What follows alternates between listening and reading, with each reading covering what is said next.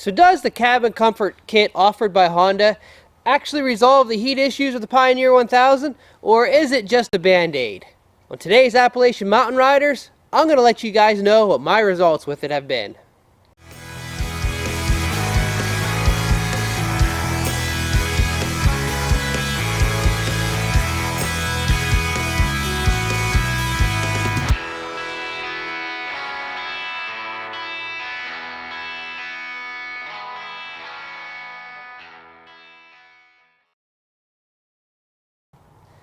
If this is your first time joining us here at Appalachian Mountain Riders, don't forget to hit that subscribe button before you leave. It can be as easy as hitting the little watermark down there in the lower right hand side. I upload a new video every Tuesdays and Thursdays, but have been known to upload bonus videos at random times throughout the week, so make sure you hit that notification bell so you never miss a new upload. Have you had the cabin comfort kit installed in your 1000 or 1005? Then let me know in the comments below what your thoughts are on it. So it's been a good week now since I had my cabin comfort kit installed on my 1005, so I've got some pretty good seat time with it installed. Now I'm going to give you guys a full disclosure here. In the week's time since I had the cabin comfort kit installed, the temperature has not gotten out of the lower 40s here in central PA. So testing conditions have not been ideal because it's been cool and I've kind of rather been enjoying the extra heat. But that doesn't mean I wasn't still able to tell a difference. So I did some various driving around in low and high, slow speeds, high speeds, made sure to hit a lot of big puddles once the temperature of the engine was up, and was able to get a pretty good idea of how this cabin comfort kit is going to help. So what I'm going to do is I'm going to break this down into two parts.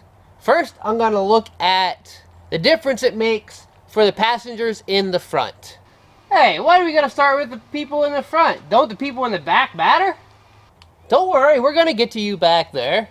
Trust me, I could not forget about a mouth as big as yours back there behind me jabbering on.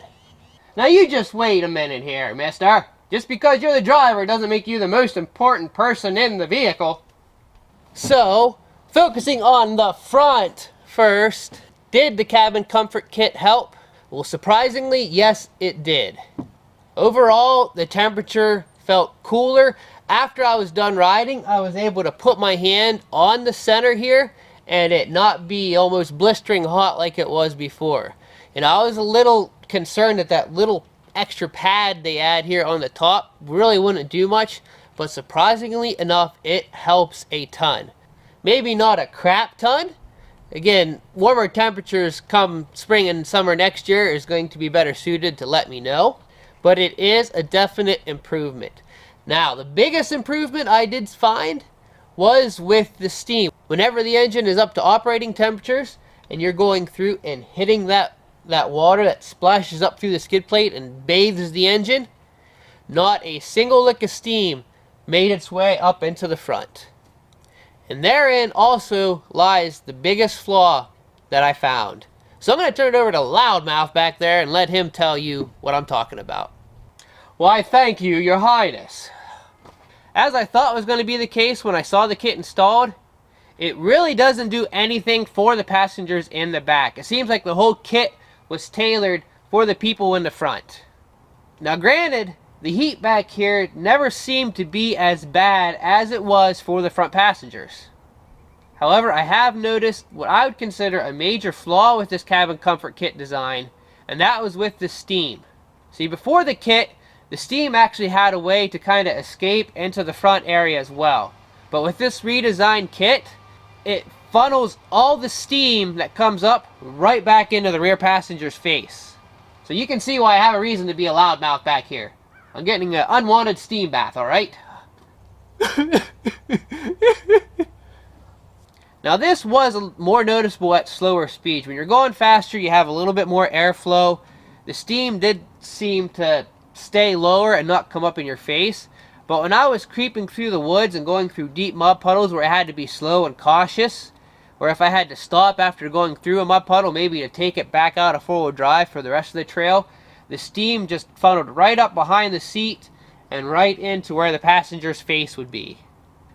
Wonder if Honda should market this as an exfoliating beauty treatment.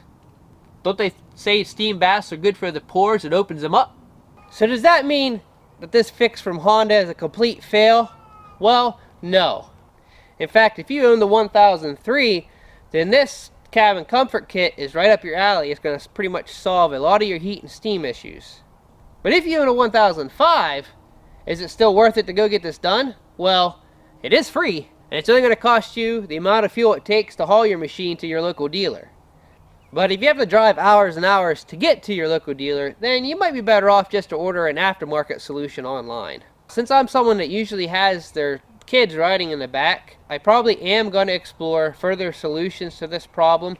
I know a lot of people are adding a little bilge fan down below to just blow through to keep the heat from coming up through, and that, in my research, has seemed to be the best fix for this so far.